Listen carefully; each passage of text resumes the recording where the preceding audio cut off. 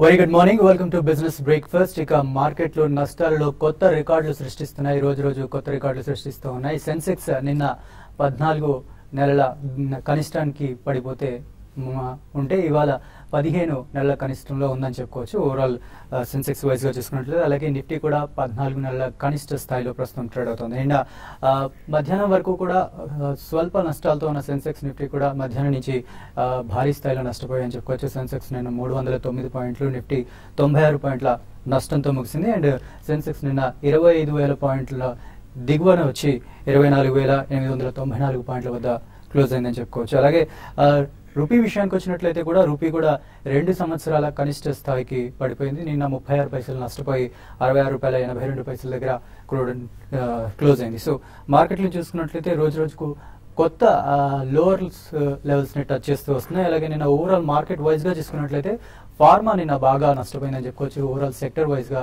నిన్న pharma sector బాగా నష్టపోయింది. తర్వాత మెటల్స్ కూడా భారీగానే నష్టపోయాయని చెప్పుకోవచ్చు.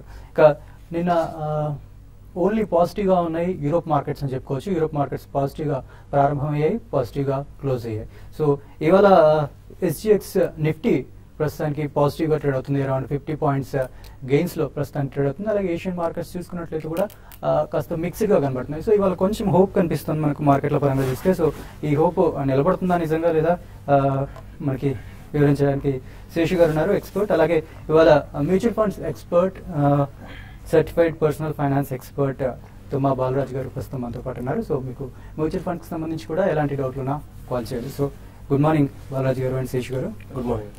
సో శేషు గారు, నిన్న మార్కెట్ చూసుకున్నట్లయితే మధ్యాహ్నం వరకు కూడా బాగానే ఉంది. ఓన్లీ సెన్సెక్స్ నిఫ్టీతో పోల్చుకున్నట్లయితే మిడ్ క్యాప్ స్మాల్ క్యాప్ భారీగా పడ్డాయి. మొదటి నుంచి కూడా అదే ట్రెండ్ నడిచింది, చివరికి కూడా అలాగే క్లోజ్ అయింది. ఓన్లీ HDFC, మారుతి లాంటి కొన్ని స్టాక్స్ మార్కెట్ ను నిన్న మధ్యాహ్నం వరకు కాపాడనుకోవచ్చు. తర్వాత అక్కడి నుంచి సెన్సెక్స్ నిఫ్టీలు కూడా భారీగా పడ్డాయి. అవునండి, నిన్న మనకి ఫ్లాట్ గా క్లోజ్ అవుతుంది అనుకున్నాము. అయితే లాస్ట్ 1.5 అవర్ 2 అవర్స్ లో కొంచెం సెల్లింగ్ అనేది రావడం చూసాము.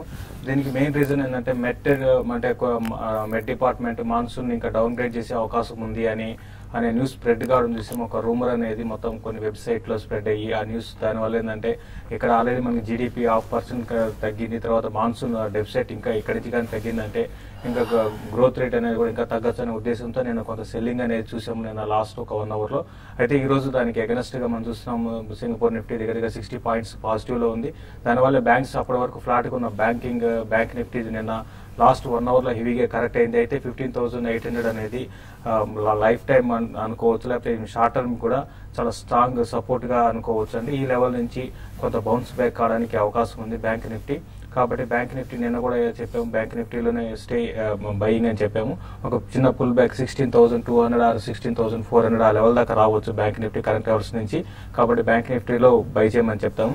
అదేవిధంగా F&Oలో బై చేసుకునే వాళ్ళు హీరో మోటార్ కార్పొరేషన్ 12280 పైన ఉంటే దాన్ని కూడా బై చేసుకోవచ్చు. బట్ ఓవరాల్ ట్రెండ్ పరంగా చెప్పాలంటే వచ్చే కొద్ది రోజుల్లో మళ్ళీ మార్కెట్స్ ఇదే విధమైన రేంజ్ బోర్డు ఉండే అవకాశం ఉంది. అయితే చాలా మంది మనం చూస్తున్నాం ఇక్కడ నుంచి మార్కెట్స్ ఇంకా బేర్ మార్కెట్ లోకి వచ్చాయి. ఇక్కడ నుంచి ఫర్దర్ గా వీక్ అయ్యే అవకాశం ఉంది అని మనకి రిపోర్ట్స్ కూడా వస్తున్నాయి. బట్ ఏదైనా కూడా అవన్నీ కూడా ఎట్లా ఉంటాయంటే గ్లోబల్ మార్కెట్స్ మీద ఆధారపడి ఉంటుంది. ఇప్పుడు ఆల్రెడీ మనకి హైస్ నుంచి దగ్గరగా మనం 15 to 16% కరెక్ట్ అయ్యాం మన నిఫ్టీ అండ్ సెన్సెక్స్. అయితే అదే బ్యాంక్ నిఫ్టీ 24% దాకా కరెక్ట్ అయింది. గ్లోబల్ మార్కెట్స్ కానీ చూస్తే చైనా 40% హై నుంచి 45% కరెక్ట్ అయింది.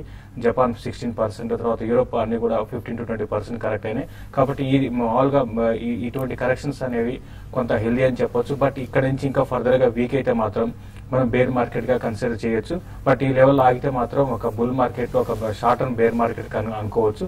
బట్ ఏదైనా కూడా ఇన్వెస్ట్మెంట్ చేసుకునే వాళ్ళు ఇటువంటి టైంలో క్వాలిటీ స్టాక్స్ లో ఇన్వెస్ట్ చేసుకోమని చెప్తాను. నెక్స్ట్ వచ్చే కొద్ది రోజుల్లో మార్కెట్స్ ఏదైనా పాజిటివ్ అంశాలు ఉంటే లైక్ IAPలో పాజిటివ్ గా రావడము, తర్వాత గ్లోబల్ మార్కెట్స్ కూడా పాజిటివ్ గా ఇక్కడ నుంచి పెరగడం అటువంటి కానీ జరిగితే మన మార్కెట్స్ కరెంట్ లెవెల్స్ నుంచి పెరిగి 7,800 దాకా వెళ్ళొచ్చు. 7,820 దగ్గర హ్యూజ్ రెసిస్టెన్స్ ఉంటుంది నిఫ్టీకి. అది కానీ దాటగలిగితే క్లోజర్ గా మళ్ళీ 8,000 లెవెల్స్ వరకు టెస్ట్ చేసేయచ్చు. బట్ 8,000 అనేది మనకి లాంగ్ టర్మ్ కి రెసిస్టెన్స్ లెవెల్ గా చెప్పొచ్చు అండి. అలాగే శిశుర్, మార్కెట్ ప్రస్తుతం ట్రెండ్ గమనించినట్లయితే బ్లూ చిప్ కంపెనీస్ కంటే కూడా మిడ్ క్యాప్ స్టాక్స్ భారీగా పతనం అవుతున్నాయి. కొన్ని 40 నుంచి 50% వరకు కూడా పతనం అయ్యాయి. సో ఈ మిడ్ క్యాప్ కు దూరంగా ఉండమంటారా? వాటిలో ఎలా ఉంటుంది? ఒకటండి, మీరు అన్నది 100% కరెక్ట్ అనమాట. ఎందుకంటే ఇప్పుడు చూసి దాదాపు 60 to 70% mid cap stocks 52 week లోకి టచ్ అవుతున్నాయి. కొన్ని అయితే లైఫ్ టైమ్ లో కూడా టచ్ అవుతాయి. బట్ ఈవెన్ ఇందులో క్వాలిటీ ఉన్న స్టాక్స్ ఉన్నాయి, క్వాలిటీ లేని స్టాక్స్ కూడా ఉన్నాయి. కాబట్టి ఏంటంటే ఎవరైతే ఇన్వెస్ట్మెంట్ చేసుకునే వాళ్ళు క్వాలిటీ ఉన్న స్టాక్స్ అంటే ఏవైతే వాల్యూ అంటాం మనము, వాల్యూ స్టాక్స్ ని పిక్ చేసుకోమంటారు. ఎందుకంటే ఇంతకుముందు 100 రూపీస్ లో ఉన్న ఒక కంపెనీ ఈ రోజు మనకి 50 రూపాయలు 60 రూపాయలు దొరుకుతుంది అంటే మనం ఎగ్జాంపుల్ ఎన్సీసీ తీసుకోవచ్చు. తర్వాత లాస్ట్ ఇవే కాకుండా ఓంకార్ చాలా ఉన్నాయండి. చాలా లిస్ట్ అయితే మనకి చాలా ఉంది. ఎందుకంటే ఎన్సీఎల్ ఒకటి, ఎన్సీసీ ఒకటి, ఆ తర్వాత లాపోలా ఓఆర్జీ ఒకటి, చాలా ఉంది. CHD developers, SOM distilleries, Torrent cables, ఇవన్నీ కూడా ఏంటంటే అన్ని మంచిగా రిజల్ట్ అనౌన్స్ చేసిన కంపెనీస్. ఈవెన్ సిమెంట్ అటువంటి వాటిలో యావరేజ్ చేసుకోవచ్చు. ఫస్ట్ సిమెంట్ సెక్టర్ ఒకటి సెక్టర్ పరంగా ఇమీడియట్ గా బౌన్స్ బ్యాక్ కావడానికి అవకాశం ఉందండి. ఎందుకంటే సిమెంట్ స్టాక్స్, సిమెంట్ సెక్టర్ పరంగా చెప్పాలంటే లాస్ లో ఉన్న కంపెనీస్ అని ప్రాఫిట్స్ రావడం చూసాము. తర్వాత 30-40% ప్రాఫిట్స్ ఇంప్రూవ్ కావడం చూసాం. కాబట్టి సిమెంట్ సెక్టర్ ఒకటి కరెంట్ అవర్స్ నుంచో ఈవెన్ ఇప్పుడు కూడా స్టార్ట్ చేసుకోవచ్చు బయింగ్. తర్వాత ఆటోమొబైల్ సెక్టర్ కూడా ఒకటి కూడా బై చేసుకోవచ్చు. ఎందుకంటే ఫెస్టివల్ సీజన్ స్టార్ట్ అవుతుంది, కొంచెం ఆటోమొబైల్ సేల్స్ కూడా పెరిగే అవకాశం ఉంది. కాబట్టి ఈ రెండు సెక్టర్ ని కరెంట్ అవర్స్ నుంచి మిడ్ క్యాప్, లార్జ్ క్యాప్ కొంత బై చేసుకో లాంగ్ టర్మ్ కోసం బై చేసుకోవచ్చు సార్. సో అలాగే బాలరాజ్ గారు, ప్రస్తుతం మార్కెట్ పరిస్థితి చూస్తే ఎక్స్ట్రీమ్ పానిక్ కనిపిస్తోంది. అమ్మే వాళ్ళే తప్ప కొనే వాళ్ళు అసలు కనిపించట్లేదు. అసలు బయ్యర్సే కరువు అయ్యారు. సో మార్కెట్ల మీద చాలా మందికి విశ్వాసం పోయింది, నమ్మకం పోయింది. సో ఇలాంటి టైంలో కొంతమంది మనకు పర్సనల్ గా టాలెంట్ లేకపోయినా, ఎక్స్పర్టైజ్ నాలెడ్జ్ లేకపోయినా మ్యూచువల్ ఫండ్స్ లో పెడితే బెటర్ గా ఉంటుంది అంటే. సో ఇలాంటి ఫాల్స్ ని తట్టుకునే మ్యూచువల్ ఫండ్స్ ఏమైనా ఉన్నాయంటే? మ్యూచువల్ ఫండ్స్ కూడా స్టాక్ మార్కెట్ లో ఇన్వెస్ట్మెంట్ చేస్తారు. నేచురల్ గా స్టాక్ మార్కెట్ పడ్డప్పుడు మనకు మ్యూచువల్ ఫండ్ పర్ఫార్మెన్స్ కూడా తక్కువగా ఉంటుంది. అందుకోసం ఎప్పుడైతే మనం ఈక్విటీ మార్కెట్ లోకి వస్తామో, స్పెషల్ గా mutual fund route through investment చేయాలనుకుంటామో, లాంగ్ టర్మ్ గోల్స్ ఇన్వెస్ట్మెంట్ చేయాలనుకుంటే 5 సంవత్సరాల వరకు అవసరం లేని డబ్బు ఏమైతే ఉంటుందో అలాంటి డబ్బునే ఇన్వెస్ట్మెంట్ చేసుకోవాలి. అండ్ ఎప్పుడైతే మనం అసెట్ అలొకేషన్ పాటించి ఇన్వెస్ట్మెంట్ చేస్తామో మార్కెట్ లో పడ్డప్పుడు మనం అది తట్టుకోవడానికి వీలవుతుంది అనమాట. ఎందుకంటే అసెట్ అలొకేషన్ పాటించినప్పుడు మార్కెట్ హైగా ఉన్నప్పుడు ఎప్పుడైతే మనము ఈక్విటీ అండ్ డెట్ కాంపోనెంట్ ఉదాహరణకు ఒక 50% ఇన్వెస్ట్మెంట్ చేయాలనుకుంటే గనక మార్కెట్స్ పర్ఫామ్ చేసినప్పుడు ఈక్విటీ కాంపోనెంట్ అనేది ఎక్కువగా అయిపోతుంది 50% కంటే, డెట్ కాంపోనెంట్ తక్కువగా ఉంటుంది. అలాంటి టైంలో మనము మళ్ళీ రీబ్యాలెన్స్ చేసుకోవాలి. 50% అసెట్ అలొకేషన్ ఏమైతే ముందుగా అనుకున్నామో, సో ఈక్విటీ పర్ఫామ్ చేసింది కాబట్టి ఈక్విటీ నుంచి డెట్ కి మార్చుకోవాలి. అదే విధంగా మార్కెట్లు పడ్డప్పుడు ఈక్విటీ కాంపోనెంట్ తగ్గిపోతుంది, డెట్ కాంపోనెంట్ ఇంక్రీజ్ అవుతుంది. అలాంటి టైంలో మనం డెట్ నుంచి ఈక్విటీకి షిఫ్ట్ చేసుకొని మళ్ళీ అది 50-50 or 60-40 whatever asset allocation అనుకుంటామో అది తీసుకురావాలి. ఇలా చేసినప్పుడు ఏం జరుగుతుందంటే మనము ఈక్విటీ పర్ఫామ్ చేసినప్పుడు ప్రాఫిట్స్ బుక్ చేసి మనం డెట్ లో ట్రాన్స్ఫర్ చేస్తాము. అండ్ మార్కెట్ పడ్డప్పుడు డెట్ నుంచి ఈక్విటీకి ట్రాన్స్ఫర్ చేస్తాం. What we are doing is selling high and buying low. So ఈక్విటీలో మనము ఈ పద్ధతి ఫాలో అవ్వాలని చెప్పేసి అంటారు. సో బట్ మనకు మార్కెట్ ఎప్పుడు హైగా ఉంది ఎప్పుడు లోగా ఉందని మనకు జనరల్ గా తెలియదు. అందుకోసమే అసెట్ అలొకేషన్ పాటించినప్పుడు ఇది బై డిఫాల్ట్ జరిగిపోతుంది అనమాట. దిస్ షుడ్ బి సంబంధించి ఏ మ్యూచువల్ ఫండ్ వాళ్ళు రికమెండ్ చేస్తున్నారు మీరు? మనం ఈ రోజు మిరే అసెట్ ఇండియా ఆపర్చునిటీస్ ఫండ్ గురించి మాట్లాడతామండి. మిరే వచ్చేసి సౌత్ చెప్పే కాలర్ ఉన్నారండి, నెల్లూరు నుంచి సుబ్బారావు గారు లైన్ లో ఉన్నారు. సుబ్బారావు గారు చెప్పండి. Hello sir. హలో వినిపిస్తాను, చెప్పండి. హలో, నేను ఇంద్రప్రస్థ మెడికల్ 5,000 షేర్లు 32 రూపాయలు కొన్నాను సార్. శేషు గారు రికమెండేషన్ కూడా చేశారు. అది ఇప్పుడు తగ్గుతూ వస్తున్నది. దాన్ని ఉంచుకోమంటారా లేకపోతే సెల్ చేసేయమంటారు? చాలా లాభంలో ఉన్నాను, 50% దాదాపు 50% లాభంలో ఉన్నాను. ఏం చేయమంటారు? ఈ టైంలో కూడా లాభాల్లో ఉన్నారంటే చాలా మంచి స్టాక్ అన్నట్టే అండి. గతంలో కూడా రికమెండ్ చేయడం జరిగిందండి. ఇంద్రప్రస్థ మెడికల్ డెఫినెట్ గా ఇది మీరు ఒక లాంగ్ టర్మ్ బెట్ అనుకోవచ్చు అండి. మనం చూసాము ఇది రీసెంట్ గా 75 రూపీస్ నుంచి కొంచెం కరెక్ట్ అయింది. బట్ ఇమీడియట్ గా అయితే కొంత వీక్ గా ఉండొచ్చు అండి. ఇంకా 50-52 కూడా రావచ్చు. బట్ 100% వస్తుందని కూడా చెప్పలేము. బట్ ఫండమెంటల్లీ చాలా స్ట్రాంగ్ కౌంటర్ అని చెప్పొచ్చు. రిజల్ట్ స్టడీగా ఉన్నాయి. అయితే గ్రోత్ అనేది అంటే రిజల్ట్ పరంగా చెప్పాలంటే ప్రాఫిట్స్ పెద్దగా ఇంప్రూవ్మెంట్ అయితే కనపడలేదు. నెక్స్ట్ 1 or 2 quarters లో ప్రాఫిట్స్ లో కొంత ఇంప్రూవ్మెంట్ ఉంటే మాత్రం డెఫినెట్ గా ఈ స్టాక్ మళ్ళీ న్యూ హైస్ కి వెళ్ళే అవకాశం ఉంది. ఈవెన్ 80 రూపీస్ కూడా క్రాస్ కావచ్చు నెక్స్ట్ 1.5 year లో. కాబట్టి బెటర్ ఏంటంటే మళ్ళీ మీరు ఇక్కడ అమ్మేసి మళ్ళీ లోయర్ లో కొనుక్కోవడం అనేది కొంచెం అంటే అంత ఈజీ కాదనమాట. కాబట్టి మీరు ఉన్న పొజిషన్ హోల్డ్ చేయండి. డెఫినెట్ గా నెక్స్ట్ వచ్చే కొద్ది రోజుల్లో hospitals and medical service sector definite గా మంచిగా పనిచేసే అవకాశం, అంటే ఐ మీన్ గ్రోత్ రేట్ అనేది బాగా స్టడీగా ఉండే అవకాశం ఉంటుంది. కాబట్టి దీన్ని హోల్డ్ చేసుకోమని చెప్తానండి. ఓకే, నెక్స్ట్ కాలర్ లైన్ లో ఉన్నారు. హలో హలో సార్, నేను వెంకట్ బెంగళూరు నుంచి మాట్లాడుతున్నాను. చెప్పండి వెంకట్ గారు. నేను గతి అని మదర్ సంఖ్య గురించి తెలుసుకోవాలనుకుంటున్నాను. గతి ఆల్రెడీ నాకు 200 స్టాక్స్ ఉన్నాయండి గతిలో. ఓకే. బట్ ఇది 125 దగ్గర ట్రేడ్ అవుతుంది. ఇప్పుడు నేను లాస్ లో ఉన్నాను, ఒక 20% లాస్ లో. సో మదర్సన్ సుమి కూడా తీసుకోవాలనుకుంటున్నారా, ఉన్నాయా? హలో, మదర్సన్ సుమి ఉన్నాయా, తీసుకోవాలనుకుంటున్నారా? తీసుకోవాలనుకుంటున్నాను మదర్సన్ సుమి. ఓకే. ఇంకోటి సిమెంట్ స్టాక్ చెప్పారు కదా, సిమెంట్ సెక్టర్ బాగుంటుంది అన్నారు. బాగుంది. దానిలో ఏ స్టాక్ అయితే అడ్వైస్ ఇస్తారా సిమెంట్? ఓకే అండి. ఇప్పుడు మీరు గతి విషయానికి వస్తే రీసెంట్ డేస్ లో చూస్తే గతి మనకి కొంచెం రిజల్ట్ ముందు దగ్గర 200 దాకా వెళ్ళి మళ్ళీ అక్కడ నుంచి హెవీగా కరెక్ట్ కావడం చూసామండి. రిజల్ట్ బాగా రాలేదు, దానివల్ల ఈ స్టాక్ లో హెవీ కరెక్షన్ వచ్చింది. అయితే 120 దగ్గర ఇది స్టాక్ ఆగొచ్చు అండి. 120 కానీ క్రాస్ బిలో కానీ వచ్చిందంటే ఇంకా వీ కూడా కావచ్చు. మీరు 20% లాస్ లో ఉన్నారు. అయితే నెక్స్ట్ క్వార్టర్ వరకు వెయిట్ చేయండి. నెక్స్ట్ క్వార్టర్ లో మళ్ళీ రిజల్ట్ బాగుంటే మాత్రం ఈ స్టాక్ మళ్ళీ ఇక్కడ నుంచి బౌన్స్ బ్యాక్ అయ్యి 145 to 150 దాకా రావచ్చు. ఈవెన్ 140 పైన సస్టైన్ కాగలిగితే 180 దాకా లెవెల్స్ అంటే నెక్స్ట్ 1.5 month 1.5 year 2 years పట్టవచ్చు అండి. ఇప్పుడు ఇమీడియట్ గా అయితే మాత్రం బేర్ ట్రెండ్ ఉందని చెప్పొచ్చు. మదర్సన్ సుమి గాని చూసేది కంటిన్యూగా ఒక F&O లో కూడా మంచి యాక్టివిటీ చూస్తున్నామండి. అయితే రీసెంట్ డేస్ లో కొంత హై నుంచి కరెక్ట్ కావడం చూసాం. అయితే ఈ కరెక్షన్ అనేది అరౌండ్ 240 ఆ లెవెల్ ఆగొచ్చు. కాబట్టి ఉన్న పొజిషన్ హోల్డ్ చేసుకుని, రెండు కూడా మంచి స్టాక్సే కాబట్టి హోల్డ్ చేసుకుని, బట్ ఇమీడియట్ ట్రెండ్ అయితే మాత్రం వీక్ గా ఉండే అవకాశం ఉంది. తర్వాత సిమెంట్ కంపెనీస్ గురించి అడిగారండి. సిమెంట్ దాంట్లో NCL ఇండస్ట్రీస్ మన ఆంధ్రప్రదేశ్ కంపెనీ మీరు బై చేసుకోమని చెప్తాను. 80 రూపీస్ ఉంది. కొంచెం కరెక్షన్స్ లో బై చేసుకోండి. ఇది ఏంటంటే లాస్ట్ ఇయర్ తో కంపేర్ చేసుకుంటే ఇయర్ అప్పుడు లాస్ లో ఉండేది, ఇప్పుడు ప్రాఫిట్ కి వచ్చింది. కాబట్టి ఈ NCL ఇండస్ట్రీ కరెంట్ లెవెల్స్ నుంచి అంటే 80 రూపీస్ ఉంది, అరౌండ్ 70 ఆ లెవెల్కి వచ్చినప్పుడు పిక్ చేసుకోండి. 120 140 దాకా పెరగచ్చు అండి. రైట్. ఇక్కడ షార్ట్ బ్రేక్ తీసుకుందాం. బ్రేక్ తర్వాత బాలరాజు గారు రికమెండ్ చేస్తున్న మ్యూచువల్ ఫండ్ డీటెయిల్స్ తెలుసుకుందాం.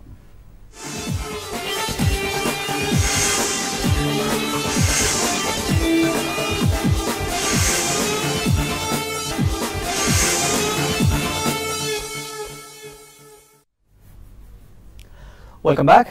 సో బాలరాజు గారు, మీరు రికమెండ్ చేసిన fund details. Mirae Asset India opportunities fund అండి. ఇది సౌత్ కొరియా బేస్డ్ కంపెనీ అండి. అండ్ సౌత్ కొరియాలో మీరే వచ్చేసి బిగ్గెస్ట్ ఏఎంసీ అక్కడ. Mirae Asset India opportunities fund BSE 200కి బెంచ్ మార్క్ అయి ఉంటుంది.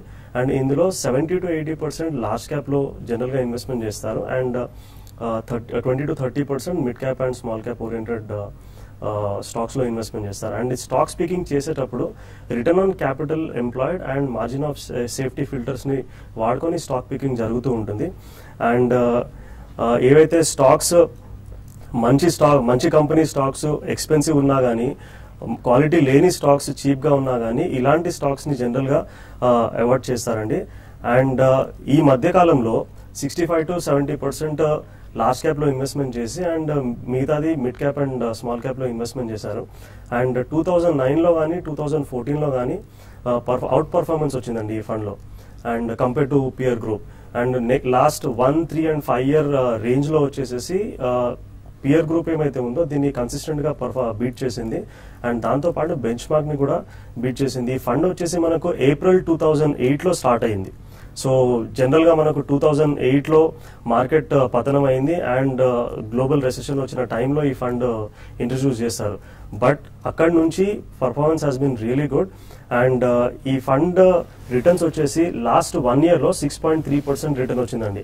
లాస్ట్ 1 year రిటర్న్ కనుక మనం నిఫ్టీదైనా సెన్సెక్స్ అయినా BSE 200 అయినా చూసుకుంటే మనకు నెగిటివ్ లో ఉంది. But still it is in positive 6.3% last 1 year return. And 3 years లో వచ్చేసి 23.6% కంపౌండింగ్ రిటర్న్. 5 years లో 13.95% అండ్ 7 years లో 18.08% రిటర్న్ వచ్చింది. And since launch 16.36% compounding return వచ్చిందండి. ఇందులో టాప్ స్టాక్స్ వచ్చేసి మనకు HDFC bank, ICICI bank, Larsen and Toubro and Maruti Suzuki, IndusInd bank. These are the top stocks. And top sectors వచ్చేసి banking and financial, technology, automobile, health care and energy. So general గా మనం ఒక పోర్ట్ఫోలియోలో ఒక 10 to 15% ఇలాంటి fund కి మనం allocate చేసుకోవచ్చు. Okay. 70 to 80% large caps లో చేస్తుంది కాబట్టి ఇలాంటి వాటిల్లో కూడా అంటే మార్కెట్ పడినప్పుడు కూడా పెద్ద రిస్క్ తక్కువగా ఉంటుంది. వాలటిలిటీ మంచిగా మేనేజ్ చేస్తుంది. సో కాలర్ ఉన్నారు. నెక్స్ట్ విజయవాడ నుంచి గుప్తా గారు లైన్ లో ఉన్నారు. గుప్తా గారు, హలో, చెప్పండి. నమస్తే అండి. చెప్పండి. ఎన్సీసీలో ఎవరి ఈ రేట్ లో కొనుక్కోవచ్చు అండి? శేష్ గారు చెప్పండి. రెండోది ఇది ఉన్నారు ఎన్సీసీ ఎవరెడీ. ఓకే. ఎన్సీసీ అంటే ఇప్పుడే ఇది చాలా హై బీటా స్టాక్ అండి. ఇప్పుడు కరెంట్ లెవెల్స్ లో మీరు కొనొచ్చు, బట్ ఇంకా కొంచెం కరెక్ట్ కావడానికి కూడా అవకాశం ఉందండి. ఎవరెడీ ఇండస్ట్రీస్ విషయానికి వస్తే ఇది కూడా మనం చూసాము 90 నుంచి 375 దాకా వెళ్ళి మళ్ళీ ఇక్కడ నుంచి కొంచెం కరెక్ట్ అయింది. అయితే ఈ లెవెల్లో ఎవరెడీ ఇండస్ట్రీస్ అరౌండ్ 240 ఆ లెవెల్ వరకు వచ్చి ఆగొచ్చు అండి. బట్ లాంగ్ టర్మ్ ఇన్వెస్ట్మెంట్ అయితే ఎవరెడీ డెఫినెట్ గా మంచి బెట్టే అవుతుంది. కరెంట్ లెవెల్స్ లో మీరు స్లోగా అక్యుములేట్ చేయండి, ఒకేసారి కొనకుండా ఫస్ట్ బయింగ్ పాయింట్ లో కరెంట్ లెవెల్స్ లో కొనండి. ఇంకొంచెం కరెక్ట్ అయితే ఇక్కడ నుంచి ఒక 5 to 10% కరెక్షన్ రావచ్చు. వచ్చినప్పుడు ఇంకో కొంత ఇన్వెస్ట్మెంట్ చేయమని చెప్తాను. ఈవెన్ ఎన్సీసీ కూడా మీరు రిస్క్ తీసుకోగలిగితే డెఫినెట్ గా మీరు బై చేయొచ్చు. ఎందుకంటే మనం చూసాం లాస్ట్ ఇయర్ కి చాలా చేంజెస్ రావడం చూసాము. లాస్ట్ నుంచి ప్రాఫిట్ కి వచ్చింది. అయితే కొంత డెట్ ఉందండి, ఆ డెట్ కానీ క్లియర్ చేసుకుంటే ఎన్సీసీ కూడా ఫ్యూచర్ లో మళ్ళీ పెరగచ్చు. కాబట్టి ఫస్ట్ బయింగ్ ప్రైస్ పాయింట్ లో దాన్ని కూడా ఈ కరెంట్ లెవెల్స్ లో బై చేసుకోండి. ఇంకో కొంత కరెక్షన్ లో కొంత బై చేసుకోమని చెప్తాను. నెక్స్ట్ నళిని గారు లైన్ లో ఉన్నారు. హలో హలో చెప్పండి. హలో నళిని గారు చెప్పండి, వినిపిస్తోంది. గుడ్ మార్నింగ్ అండి. గుడ్ మార్నింగ్ అండి. ఇది యూటీఐ ఈక్విటీ ఫండ్ లో ఎస్ఐపి చేస్తున్నాను 6 months నుంచి. ఎలా ఉంటుందని తెలుసుకోవడానికి 20 years చేద్దాం అనుకుంటున్నాను. ఈ సజెషన్ ఏంటి ఒకసారి కనుక్కోండి. షూర్. యూటీఐ ఈక్విటీ ఫండ్ వచ్చేసి BSE 100 కి బెంచ్ మార్క్ అయిన ఫండ్ అండి. And it's large cap oriented fund. Performance has been very good and it is one of the flagship fund of UTI. మీరు ఇందులో కంటిన్యూ చేసుకోవచ్చు. కాకపోతే ఇదే ఒకటే ఫండ్ ఉంటే మాత్రము మీరు ఫర్దర్ గా మీరు ఇన్వెస్ట్మెంట్ చేయదలిస్తే ఇంకా వేరే దాంట్లో కూడా ఇన్వెస్ట్మెంట్ చేస్తే మంచిగా ఉంటుంది. 20 years ఇదే ఫండ్ మీకు మంచిగా కన్సిస్టెంట్ గా పర్ఫార్మ్ చేస్తుందా లేదా అని చెప్పడానికి వీలుండదండి. అందుకోసమే మనం మ్యూచువల్ ఫండ్స్ లో ఇన్వెస్ట్మెంట్ చేసేటప్పుడు ప్రతి సంవత్సరం మనం రివ్యూ చేసుకోవాలి. సో మనం ఎంచుకున్న ఫండ్స్ అన్ని కూడా మంచిగా పర్ఫామ్ చేస్తే వాటిని కంటిన్యూ చేయొచ్చు. లేదంటే అందులో ఒకటో రెండో పర్ఫామ్ చేయకపోతే ఆల్టర్నేటివ్ గా బెటర్ ఏవైతే పర్ఫామ్ చేస్తున్నాయో దానికి స్విచ్ చేసుకుని ఇన్వెస్ట్మెంట్ చేసుకుంటే మంచిది. రివ్యూ అనేది ఖచ్చితంగా మనం చేసుకోవాలండి. ఓకే. నెక్స్ట్ తెనాలి నుంచి రవి గారు లైన్ లో ఉన్నారు. హలో అడగండి. హలో, సబ్జెక్ట్ కెమికల్స్ నేను ఒక 4 months బ్యాక్ 280 లో కొన్నాను సార్. కుటుంబరావు గారు రికమెండేషన్ 170 లో ఉంది. ఇప్పుడు యావరేజ్ చేయొచ్చా లేకపోతే హోల్డ్ చేయొచ్చు? మళ్ళీ ఇంకోసారి మళ్ళీ రిపీట్ చేయండి స్టాక్. రవి గారు నమస్కారం సార్. వినిపించింది కానీ ఒకసారి మళ్ళీ స్టాక్ రిపీట్ చేయరా? దేని గురించి అన్నారు మీరు? కెమికల్స్ వినిపించింది ముందు. ఓకే, కెమికల్ స్టాక్ గురించి అడిగారండి. ఏ కెమికల్, అది ఏ కంపెనీ కూడా తెలియదండి. బట్ ఏదైనా కూడా కెమికల్, ఓవరాల్ గా కెమికల్ ఇండస్ట్రీ అనేది రీసెంట్ డేస్ లో చూస్తే కొంత కరెక్ట్ కావడం చూసాం. బట్ లాంగ్ టర్మ్ కి డెఫినెట్ గా మళ్ళీ కెమికల్ ఇండస్ట్రీ అనేది కూడా బాగా స్ట్రాంగ్ ఉండే అవకాశం ఉంది. ఇందులో భాగంగా ఓంకార్ స్పెషాలిటీ ఒకటి చాలా స్ట్రాంగ్ ఉంది, దాన్ని బై చేసుకోవచ్చు. తర్వాత క్యామ్లిన్ లైఫ్ సైన్సెస్ ఒకటి ఉంది, దాన్ని కూడా బై చేసుకోవచ్చు. ఈ రెండు కూడా క్యామ్లిన్ ఫైన్ సైన్స్, దాన్ని బై చేసుకోవచ్చు. ఓంకార్ అండ్ క్యామ్లిన్ రెండు కూడా కెమికల్ సెక్టర్ లో నా పిక్స్ అని చెప్తానండి. మెయిల్స్ చూద్దాం. కుమార్ స్వామి గారు ఫస్ట్ మెయిల్ చేశారు. మ్యాక్స్వెల్ ఇండస్ట్రీస్ లాంగ్ టర్మ్ కోసం ఇప్పుడు బై చేయొచ్చా? ఇస్ ఇట్ రైట్ టైం అడుగుతున్నారు. మ్యాక్స్వెల్ ఇండస్ట్రీస్ మనకి లాస్ట్ కొన్ని రోజుల్లో కొంత ఇంప్రూవ్మెంట్ కనపడిందండి. మరి ముఖ్యంగా ప్రాఫిట్స్ లో కొంత ఇంప్రూవ్మెంట్ కనపడింది. అయితే టాప్ లైన్ మాత్రం కొంచెం వీక్ గా ఉందండి. నేను కూడా 10% కరెక్ట్ అయింది. బట్ ఈ లెవెల్లో మీరు కొంత ఇన్వెస్ట్ చేసుకోండి. లాంగ్ టర్మ్ కి డెఫినెట్ గా కరెంట్ లెవెల్స్ కొంచెం అట్రాక్టివ్ అవుతుంది. రీసెంట్ కరెక్షన్ తర్వాత మీరు కరెంట్ లెవెల్స్ లో మీరు కొంత ఇన్వెస్ట్ చేయమని చెప్తానండి. రవికిరణ్ కొండా గారు మెయిల్ చేశారు. బ్రిటానియా, ఇమామి ఈ రెండు స్టాక్స్ లో 10 to 50 years కోసం బల్క్ అమౌంట్ ఇన్వెస్ట్ చేద్దాం అనుకుంటున్నాను. ఎంట్రీ లెవెల్ ఏంటి అని అడుగుతున్నారు. సో ఒకటి 10 to 15 years కోసము ఎంట్రీ లెవెల్ పెద్దగా చూడాల్సిన అవసరం లేదండి. ప్లస్ ఇంకోటి ఈ రెండు స్టాక్స్ కూడా మనకి FMCGలో పెద్దగా కరెక్ట్ కాని స్టాక్స్. బట్ ఈ లెవెల్లో మీకు ఆగొచ్చు అండి. 2600 ఆ లెవెల్కి వచ్చినప్పుడు బ్రిటానియాను బై చేసుకోమంటాను. 2600 దగ్గర చాలా స్ట్రాంగ్ గా ఆగడానికి అవకాశం ఉంది. రీసెంట్ గా 3400 నుంచి పడింది. కాబట్టి అరౌండ్ 2600 దగ్గరకు వచ్చినప్పుడు లాంగ్ టర్మ్ కోసం మీరు బై చేసుకోవచ్చు అండి. శ్రీనివాస్ గారు అడుగుతున్నారు. యాక్సిస్ బ్యాంక్ 469 లో హోల్డ్ చేస్తున్నారంట. సో అడ్వైజ్ చేయండి, హోల్డ్ చేయమంటారా అని అడుగుతున్నారు. ఇక్కడ ఆల్మోస్ట్ మనం చూస్తే యాక్సిస్ బ్యాంక్ 650 లెవెల్స్ నుంచి ఫస్ట్ టైం అండి లాస్ట్ 2 years లో ఈ విధంగా కరెక్ట్ కావడము. అయితే ఈ లెవెల్లో 420 దగ్గర ఆగడానికి అవకాశం ఉంది. మాక్సిమం 420, 440 అండ్ 420 లెవెల్స్ అనే సపోర్ట్ లెవెల్స్. కాబట్టి అవి బ్రేక్ కాకుండా ఉంటే చూసుకోండి. ప్రస్తుతం అయితే హోల్డ్ చేయండి. మీరు ట్రేడింగ్ పరంగా అయితే మాత్రం ర్యాలీస్ లో ఎగ్జిట్ కమ్మని చెప్తాను. 460 దాటితే 475, 480 దాకా రావచ్చు. అక్కడ ఎగ్జిట్ పాయింట్ తీసుకోండి. బట్ లోయర్ లెవెల్ లో బై చేసుకోవచ్చు అండి. వినయ్ కుమార్ గారు అడుగుతున్నారు. అరబిందో ఫార్మా ఆయన దగ్గర ఆల్రెడీ 200 షేర్స్ ఉన్నాయట. 808 రూపీస్ లో యావరేజ్ చేయొచ్చు అని అడుగుతున్నారు. ఇప్పుడు యావరేజ్ అయితే మీకు వద్దండి. అరబిందో ఫార్మా కొంచెం ఎక్స్పెన్సివ్ స్టాక్ కూడా అనమాట ఇది. అయితే రీసెంట్ గా లాస్ట్ కొన్ని రోజులు అంటే 2-3 రోజులుగా ఫార్మా కౌంటర్స్ లో కూడా సెల్లింగ్ ఉంది. ఇది ఇంకా వీక్ కావచ్చు, మీరు ఇప్పుడే యావరేజ్ చేసుకోకండి. 680 అండ్ 660 లెవెల్కి వచ్చినప్పుడు యావరేజ్ చేసుకోండి. And LIC housing finance, LIC housing finance కూడా మనం 420 బ్రేక్ అయింది కాబట్టి నేను కూడా చెప్పడం జరిగింది 405 ఆ లెవెల్ అని. అక్కడ కూడా బ్రేక్ అయితే మాత్రం 395 అండ్ 385 లెవెల్స్ అండి. బట్ 400 దగ్గర స్లోగా యావరేజ్ చేసుకోవచ్చు అండి ఇది. ఓకే, ప్రభురాజ్ గారు అడుగుతున్నారు, అశోక్ లేలాండ్ ఈ రేట్ లో బై చేయొచ్చా లేకపోతే 70 లెవెల్స్ కి వస్తుందా, అప్పటి వరకు వెయిట్ చేయొచ్చు అంటున్నారు. గట్టి 100% వస్తుందని చెప్పలేమండి. బట్ ఉన్న వాటిలో అశోక్ లేలాండ్ చాలా స్ట్రాంగ్ ఉంది. 82 అనేది బ్రేక్ కాకుండా ఉంటే మీరు బై చేసుకోండి. 82 కానీ బ్రేక్ అయిందంటే మాత్రం మీరు వద్దండి, బై చేయకని. కొంచెం మీరు అన్నట్టుగా 70 లెవెల్స్ కూడా టెస్ట్ చేయొచ్చు. బట్ 80 అనేది 82 అండ్ 80 లెవెల్స్ చూడండి, దాని అబౌవ్ ఉంటే బై చేసుకోండి. శ్రీనివాస్ గారు మెయిల్ చేశారు, ఓకార్డ్ 200 షేర్స్ కొన్నారట 1447 లో. ఒకటి ఓకార్డ్ చాలా వోల్టాలిటీ స్టాక్ అంటే నిన్న కూడా చూసిన 6% కరెక్ట్ అయింది. 1200 అయితే క్రాస్ కాకపోవచ్చు, బట్ లాంగ్ టర్మ్ కోసం హోల్డ్ చేయండి. షార్ట్ టర్మ్ అయితే 1050 దాకా రావచ్చు అండి. ఓకే, సో ఎస్జిఎక్స్ నిఫ్టీ ఇందాక 60 పాయింట్స్ నుంచి ఇప్పుడు ప్రస్తుతం 38 పాయింట్స్ దగ్గరికి వచ్చేసింది. సో ఓపెనింగ్ ఎలా ఉండే ఛాన్స్ ఉందంటారు? ఓపెనింగ్ కొంచెం పాజిటివ్ గా ఉండొచ్చు అండి, బట్ నిలబడాలి. మనకి నిలబడితేనే 7-6 పైన సస్టైన్ కాగలిగితేనే కొంచెం మార్కెట్ లో అప్ ట్రెండ్ ఉంటుంది. ఒకవేళ 7-6 పైన కానీ సస్టైన్ కాలేదంటే కొంత వీక్ కావచ్చు. బట్ బ్యాంక్ నిఫ్టీ సపోర్ట్ లేదని మార్కెట్స్ పెద్ద పెరగకపోవచ్చు. బ్యాంక్ నిఫ్టీ అట్లీస్ట్ ఒక 150-200 పాయింట్స్ పాజిటివ్ గా ఓపెన్ అవుతుంది. అది కూడా సస్టైన్ అయితే మార్కెట్ లో కొంచెం ఈ రోజు ఫ్లాట్ గా ఉండే అవకాశం ఉందండి. బట్ ఓవరాల్ గా ఈ రోజు ఇక్కడ నుంచి కొంచెం మార్కెట్స్ ఒక 1 or 2 days కొంచెం ఒక అప్టిక్ రావడానికి అవకాశం ఉంది.